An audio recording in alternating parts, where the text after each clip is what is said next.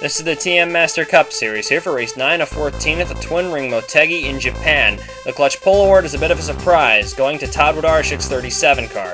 Wlodarczyk replaces Tom Delgado in this car for the rest of the season.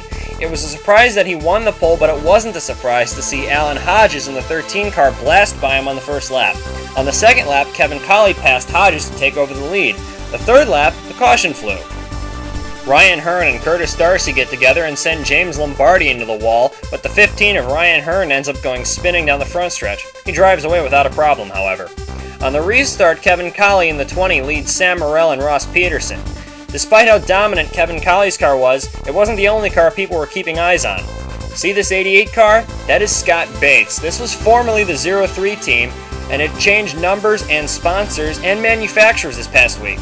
Bates is running in the top 15. Former Arla Elite Series champion Chris Johans is making his debut in Ian Cooper's number 7 car today. Johans was not having any problems making friends on the racetrack. Many people had positive things to say about him all throughout the day. Another car to keep eyes on was Tony Durbin's 49 car. Twin Ring Motegi is a mile-and-a-half track, and the 49 car has won both previous mile-and-a-half events. A debris caution flew on lap 21, which bunched up the field.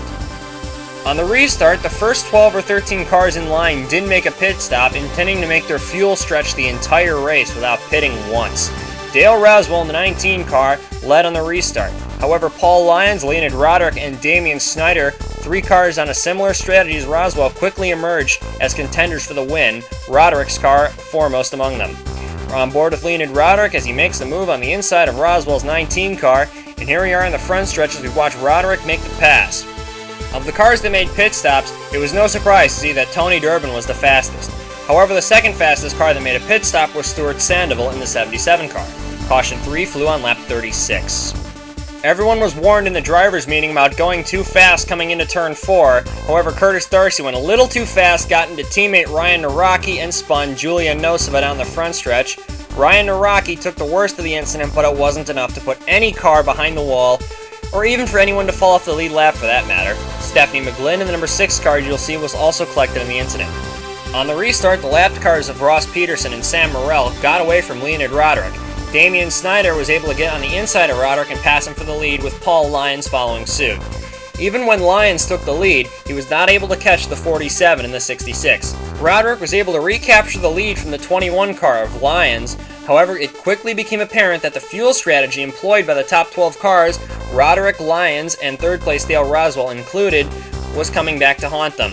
With just 3 laps remaining in the race, Paul Lyons led the field onto pit road. Leonid Roderick intended to stay out and try to make it around the final 2 laps of the race.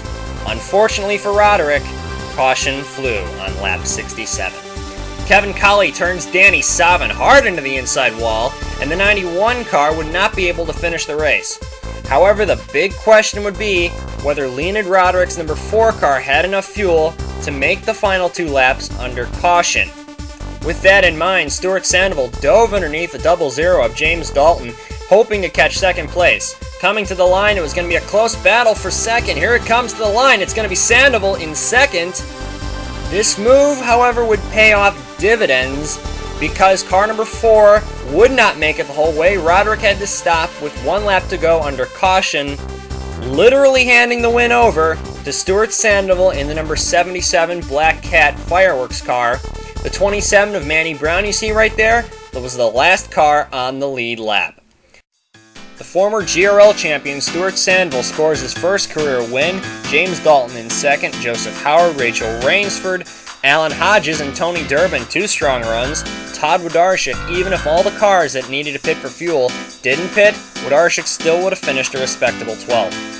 Damian Snyder was scored the first of the cars that did need a pit for fuel. Jerry Luther, good run for Jerry, and then Lauren Roth ensures that both the Ocean Motorsports cars, the 37 and the 39, get top 10 finishes.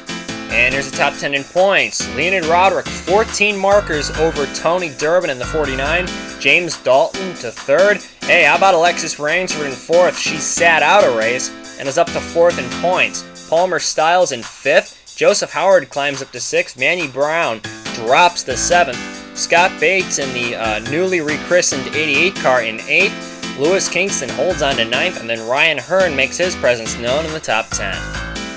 And here's 11 through 20. Matt Taylor drops to 11th. Matt Smith and Joel Rodriguez trade places. Anthony Evans stays in 13th. Ryan Araki drops back to 15th. Eric Jackson, Cyrus Laterza, the Daytona winner, down to 17th. Ross Peterson has dropped like a stone these past few weeks, down to 19th. And then Julia Nosova in the 1 car has had a couple good weeks and is sitting in 20th place.